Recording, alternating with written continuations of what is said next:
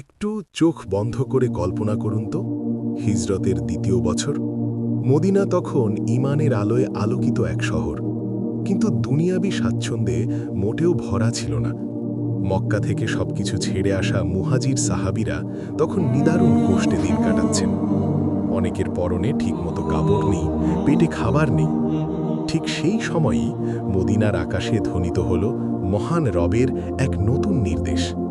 পবিত্র কুরআনের আয়াত নাজিল হল, হে মুমিনগণ, তোমাদের ওপর রোজা ফরজ করা হয়েছে, যেমন ফরজ করা হয়েছিল তোমাদের পূর্ববর্তীদের উপর, যেন তোমরা তাকওয়া অর্জন করতে পারো। রমজানের রোজা, এই খবর মদিনার কাঁচা মাটির অলিগলিতে মুহূর্তের মধ্যে ছড়িয়ে পড়ল। কিন্তু কেমন ছিল তাদের সেই প্রথম রমজানের প্রস্তুতি? আজকের দিনে আমরা একটু মিলিয়ে দেখি। আমাদের ঘরে রমজান আসার 1 মাস আগে থেকেই শুরু হয়ে যায় কেনাকাটার ধুম।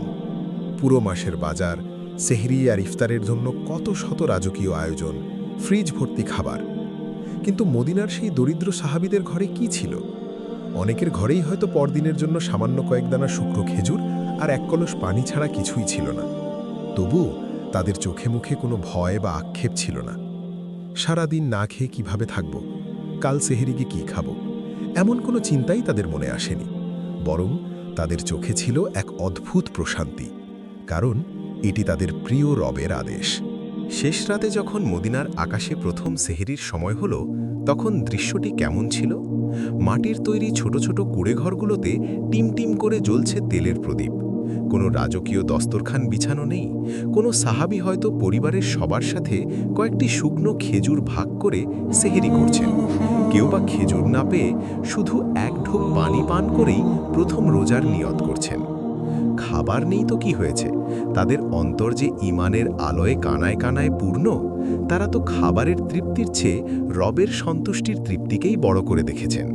পরদিন শুরু হলো মদিনার তপ্ত রোদে প্রথম রোজার দিন। মরুভূমির লু হাওয়া, ক্ষুধার জ্বালা আর তীব্র তৃষ্ণা কোনো কিছুই তাদের দিনের কাজ থেকে পিছিয়ে রাখতে পারেনি। সারা দিন রোজা রেখে সন্ধ্যায় যখন মদিনার বুকে প্রথম ইফতারের সময় হলো, তখনও ছিল না কোনো হরেক পদের উৎসব। নবীজি সাল্লাল্লাহু আলাইহি ওয়াসাল্লাম কয়েকটি ভেজা খেজুর অথবা সামান্য পানি দিয়ে ইফতার করলেন। আনসার সাহাবীরা নিজেদের সামান্য খাবারটুকুও মুহাজির ভাইদের মুখে তুলে দিলেন। সারা দিনের ক্ষুধা আর তৃষ্ণার পর সেই সামান্য খেজুর আর পানিতেই যে তারা তৃপ্তি পেয়েছিলেন, তা পৃথিবীর কোনো 5 স্টার হোটেলের খাবারেও মিলবে না। প্রিয় ভাইয়েরা ও বোনেরা, প্রথম রমজানের সেই রাত এবং দিন আমাদের জন্য এক বিশাল শিক্ষা রেখে গেছে। রমজান মানে তো টেবিল ভর্তি হরেক রকম খাবারের উৎসব নয়।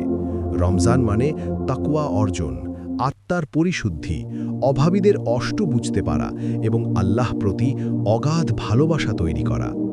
সামান্য খেজুর আর পানি দিয়ে রোজা রেখেও সাহাবীরা যে ঈমানের স্বাদ পেয়েছিলেন, আজ হাজারো পদের খাবার দিয়েও আমরা কি সেই স্বাদ পাচ্ছি? আসুন, রমজানকে আমরা শুধু খাবারের মাস না বানিয়ে তাকওয়া অর্জনের মাস বানাই। আল্লাহ আমাদের সবাইকে প্রথম রমজানের সেই সাহাবীদের মতো ঈমানি শক্তিতে রোজা রাখার তৌফিক দান করুন। আমিন।